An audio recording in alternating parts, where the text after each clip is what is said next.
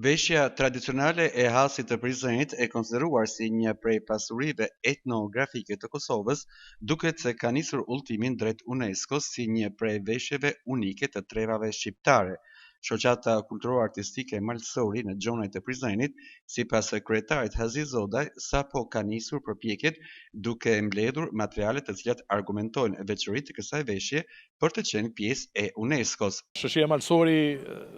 paraqitet në shumë festivale, tash edhe të jashtë vendit, edhe në festivale ndërkombëtare, ka hasë në sy të ekspertëve të folklorit, të etnologëve, dhe ne kemi marrë ftesë që vitin e ardhshëm të prezantojmë me 3 femra, një më të vjetër, 2 më të reja, veshjen hasiane në një festival prestigjioz në Zvicër, në një festival ku marrin pjesë mbi 50 shtete të botës, dhe nga aty po besoj shumë që do të jetë një fillim për ta fut në UNESCO veshjen hasiane si një ndër veshjet unike të trojave tona. Çka do të thotë nëse futet në UNESCO? Sigurisht që është një arritur, një kulminacion i gjithë këtij organizimi, gjithë këtij angazhimi, një kulminacion i këtij koloriti të veshjes hasiane, dhe pse jo të zënë vend edhe kjo veshje në një kënd të UNESCO-s, sepse unë besoj shumë që e meriton.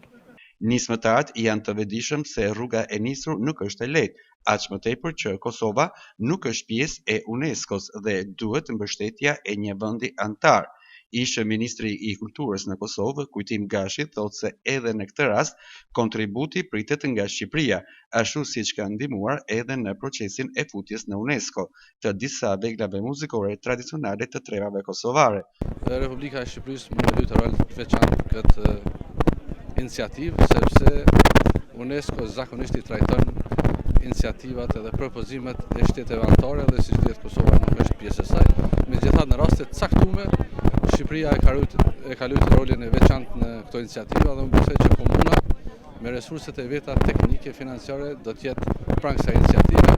por po besoj edhe në kuptimin e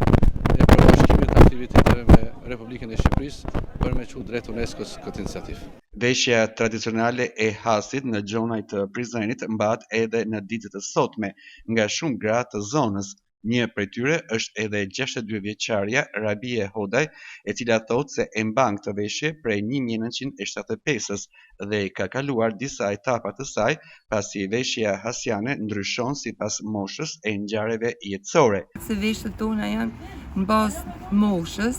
në bazë ndodhive, për shembull ndodhive ndjenja shpirtërore që kanë pas gratë dhe vajzat, veshje u vesh. Për shembull për ngjarje martore, për gëzime, për kur ka dalë me punu fushën, kur ju ka ardhur burri prej gërbetit, ka qenë ajo vesha më e bukur që u nxjerr prej fundit të arkës, e kanë vesh veshën më të mirë që u veshën për darsma. Mande vesha një për shtëpi kur kanë shku më punu këtu. Vesha ndryshme, se cila kohë, se cila periudhë, për shembull e ditës së jetës saj, i ka ato ngjarjet e veta dhe në bazë të veshjes mund është edhe ke mujt me përcaktu që kjo grup, për shembull i ka vdek burri, është e ve, ose ka shku dikon pane, ose kur ka shku grishja, për shembull të na me grish, nuk se dallohen me veshjen më të rëndë, më të mirë. Mosha mesme, për shembull mosha ime, vishet për shembull me kanë shtollaukin kanat, e nuset e reja e kanë veshat fustanellën, me kanat skuq,